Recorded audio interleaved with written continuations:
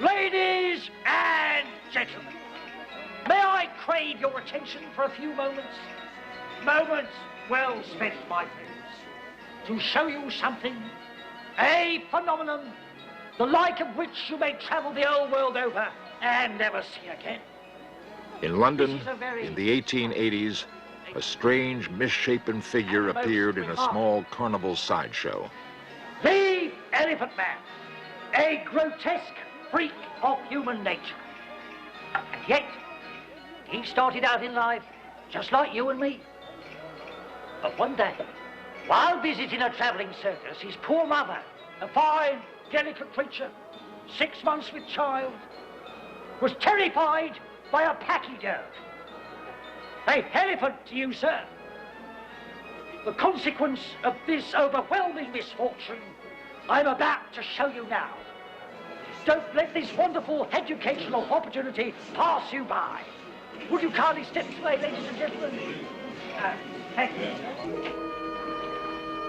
Who was the Elephant Man, and what caused his grotesque appearance?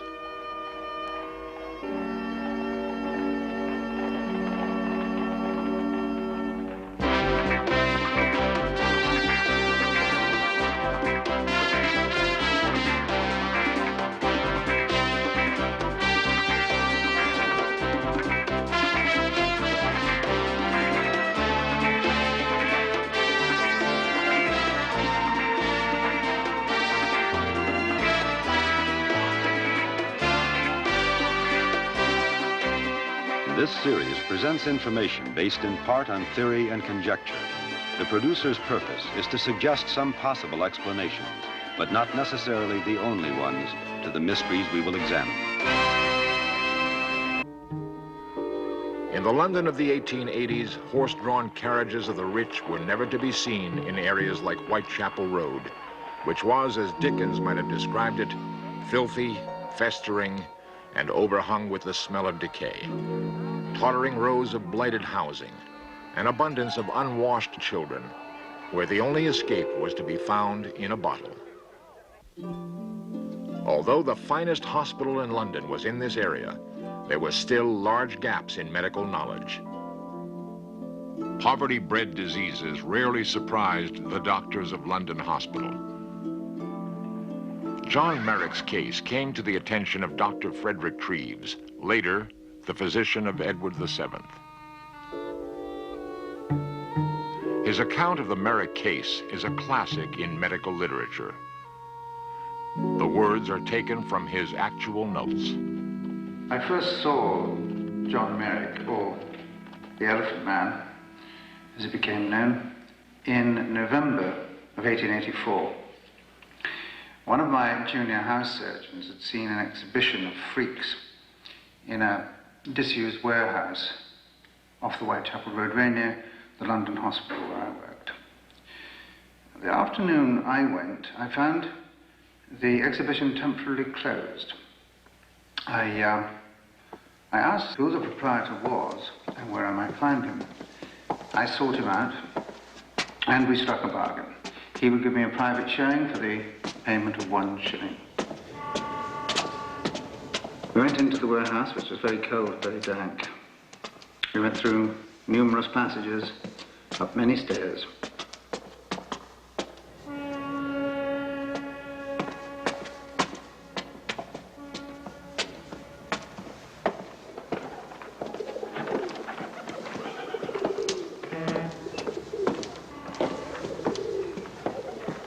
Finally came to the room where John Merrick was sitting hunched in a corner. There he is, Governor. First, I couldn't quite see him. He was just a hunched figure in the distance. And as we got closer, he turned to me and revealed himself to be one of the most disgusting specimens of humanity it's ever been my misfortune to lay eyes upon. The proprietor said to him rather harshly, as if speaking to a dog, "Stand up!" This poor man stood up. You know, in my profession, as a doctor, I have seen many gross deformities and mutilations. But I can honestly say, never before or since have I seen a more pathetic, disgusting spectacle than poor John Merrick.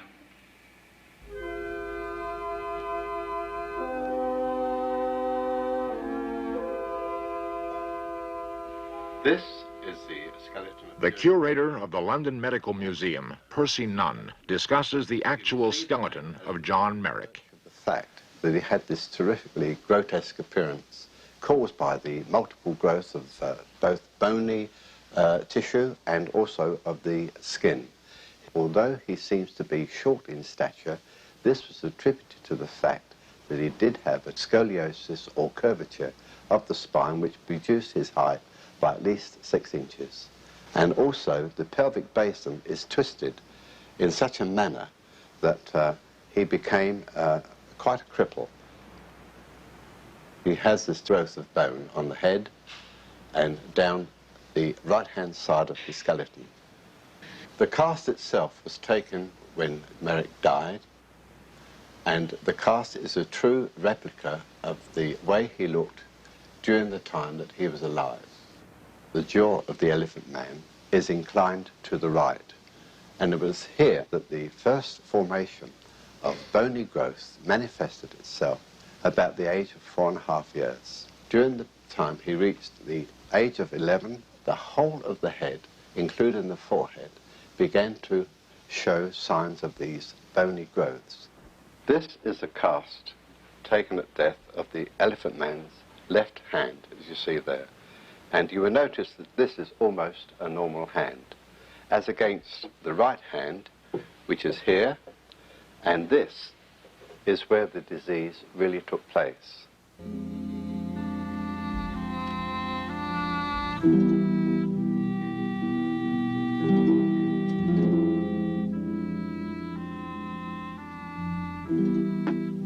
The right foot, which I have here, was also grossly deformed. Dr. Treves recalls the disquieting effect John Merrick had on him. I couldn't get the experience out of my mind. And I went back and I confronted the showman. You don't seem to realise, if it hadn't been for me giving him employment, where would he be? He'd be in the workhouse shoveling stones. When I took him in, he had nothing. I took him in out of the kindness of my heart. I'm a kind-hearted man myself.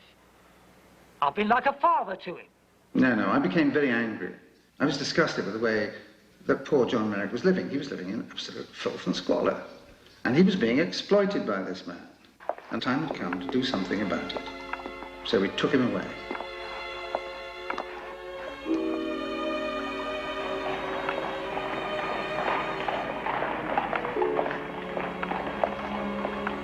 I decided after a while that the best course would be for me to provide John Merrick with a home of sorts and some sort of security. It wasn't altogether an altruistic decision. I, as an anatomist, wanted to study him from a medical point of view. Dr. Treves admitted this man himself. The head nurse remembers. Which I found rather audacious of him, although I suppose he had his own reasons. And initially I felt rather annoyed, well, very annoyed in fact, because in fact it was irregular, most irregular. We have very strict rules here, made for very good reasons. One of our main rules is that we do not admit incurables. We just simply cannot afford the beds, nor our nurses' precious time. We have many casualties here. We have industrial accidents. We have to have a certain number of beds always vacant. We provided him with a room in the London hospital, and he lived there, I think, in relative peace until he died. When I saw the face for the first time, that's something I would rather forget, and I put it to the back of my mind because I was almost physically sick. And as a trained and experienced nurse, one is not proud of that. One has seen accidents, one has seen terrible sights, but this was something quite indescribable. One could not help but being deeply affected by this case, this particular case, because here was a man we could have turned away, and here was someone that indeed we could help. He was incurable, but that doesn't mean to say you can't help people. John Merrick lived for 3 years at the London hospital.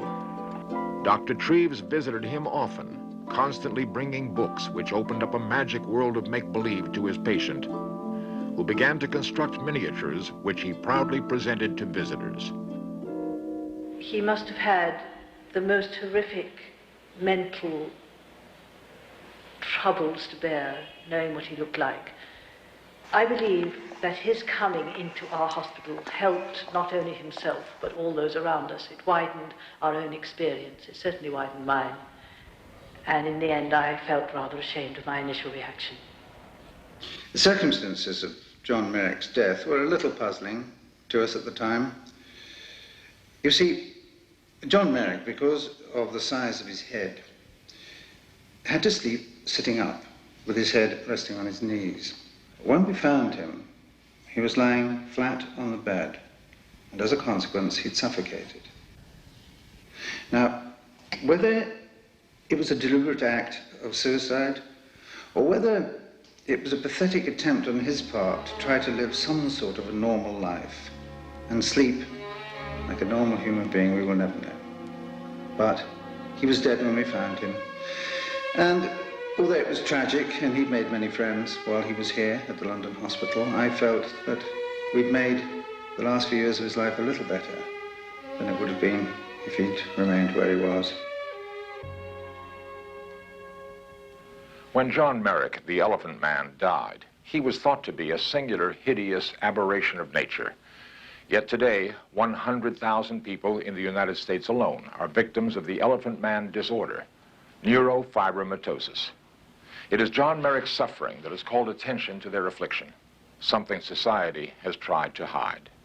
How does anyone afflicted with this disorder cope with it today? The Elephant Man's disorder is discussed by Dr. Alan Rubinstein. John Merrick, who was the Elephant Man, had an extraordinary case of neurofibromatosis with extensive overgrowth of tissues surrounding the neurofibromas. He really represents one end of a wide spectrum of this disorder. The disorder can range from a benign syndrome in which only a few lesions are present to people who have more severe involvement of the skin and more seriously growths of deeper areas of the body, which can lead to blindness, deafness, and spinal cord paralysis. Neurofibromatosis is not a rare disorder. The incidence is approximately 50 per 100,000, which means that 100,000 Americans are affected with this disorder. That makes it as common as muscular dystrophy or multiple sclerosis or other diseases which many people have heard of. I started to get panicked when I was about in my 20s, late 20s, and I suddenly realized that something wasn't quite right. Irene Smith has additional symptoms. Ptosis. And then I started to get falling about, losing my sense of balance. They x-rayed my head, and they said I've got one growing on the 8th cranial nerve of the head, which is obviously going to throw me off my balance, and there's also one in my right ear, and that would also help me to lose my sense of balance. I never know I'm going to fall. I can be standing on the curb, go to take a step forward, and I'm flat on my face. When you go into a dress shop, you don't want the assistant in the cubicle with you. Say, no, thank you, I can manage on my own, because you feel very embarrassed in case they think their dresses might be contaminated or something like that. And I'm very careful how I choose my dresses. I always make sure that I never buy a sleeveless dress or a see-through blouse or anything with a plunging neckline. I always make sure that my arms are either half covered or fully covered if I can. It's not always possible to get the clothes that you want, and I don't make my own clothes. Otherwise, I would always be going around dressed like a nun. Just because that's how you feel, that you want to cover yourself up as much as possible. This 58-year-old man who demonstrates the most common lesion in neurofibromatosis, which is the dermal neurofibroma. They are usually multiple, more common on the torso, and usually break the skin and present as multiple nodules, which are usually painless. They can range in number from a few to literally thousands. These lesions are composed of nerve cells and fibrous tissue, hence the term neurofibroma. The disorder is genetic. It's a function of an abnormality in the chromosomes of an individual. The precise location of the abnormality and how to identify it are as yet undetermined. Plastic surgery is a partial answer. Over the past several years, we've done dozens of surgical procedures in which patients under general anesthesia has extensive removal of his skin lesions. And the results in general have been quite good. I used to have many large ones, similar to those that I have on my body, on my face. And the foundation had a doctor, Simon, that a plastic surgeon, and he removed them, and it really picked me up a lot, changed my attitude a lot. As a social worker, my primary concern is the impact Penny Schwartz, Mount Sinai Hospital, New York. of a genetic neurological disorder on patients' and families' lives. And one of the things that the NF Patient Family Group tries to do is to provide an atmosphere to talk about how they feel. Do people ever say nasty things to No, you? nobody has ever said anything nasty to me, but I do know that people just are continually staring, and eventually, if the stare lasts for more than 5 or 10 seconds, you eventually do feel extremely self-conscious.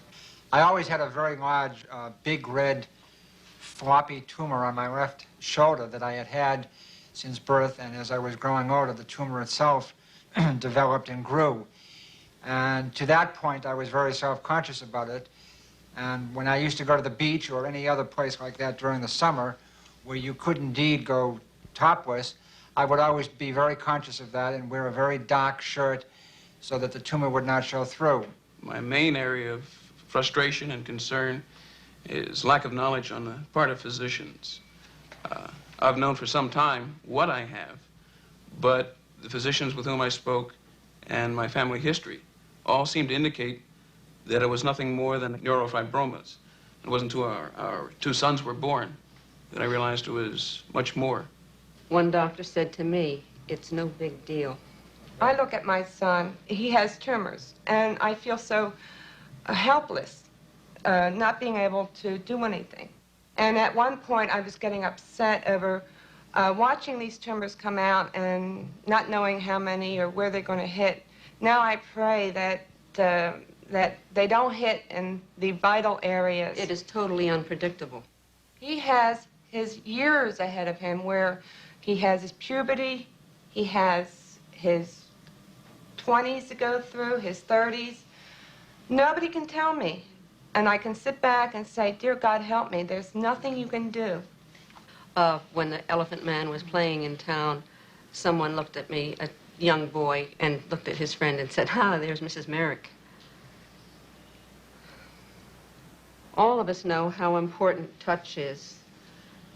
When people touch you, like that, how does it feel? Does it hurt physically sometimes? Yes, it hurts when they touch me. It depends where they touch me or how hard they touch me, it hurts. Sometimes I want to hug somebody, but looking like I am, I'm afraid to because I don't know how they will react. What are you afraid will happen, Porter? They will be repulsed. I've had people look at me and back away in horror. It might not only be that they may feel repulsed, but they might feel that it's contagious, but it's not. Like when we have a social gathering and people come in and they kiss each other, like I always kind of wait for them to approach me first. And if I see them approach me, then I can already tell the sign if they're going to approach me. If they don't, I just give them a smile and not make them feel uncomfortable. I have a different perspective. I'm a parent. I don't have NF myself. But as I was listening to you and to Porter and to June before, and especially to June before, I had another thought. And it was that all of us, my daughter and you and June and Porter, are bigger than NF. And that's not the same thing as saying that it's nothing much. It is a great deal. But I know that if I give in to the anxiety, I could not live a contributing, happy life, and my daughter can't either. And so you have to go beyond that. My daughter is more than her neurofibromatosis. All of us are. And the fact that we are here and functioning and working shows this. The legacy of the Elephant Man.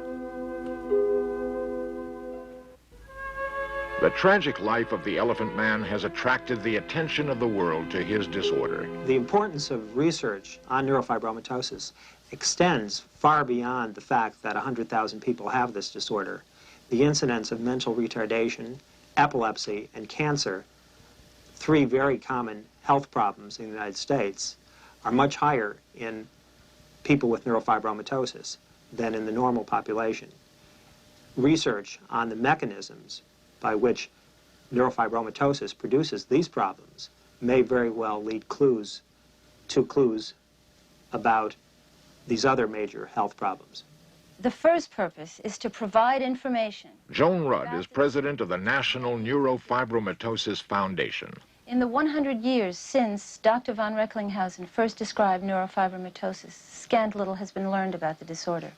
Whatever progress, whatever information was learned about neurological diseases in general, there was no way for communication to be promoted internationally readily. The foundation seems to have filled that need. Doctors from all over the country and all over the world in all specialties have a structure within which to communicate. For information concerning neurofibromatosis, write NF, 180 Riverside Drive, New York, New York, 10024.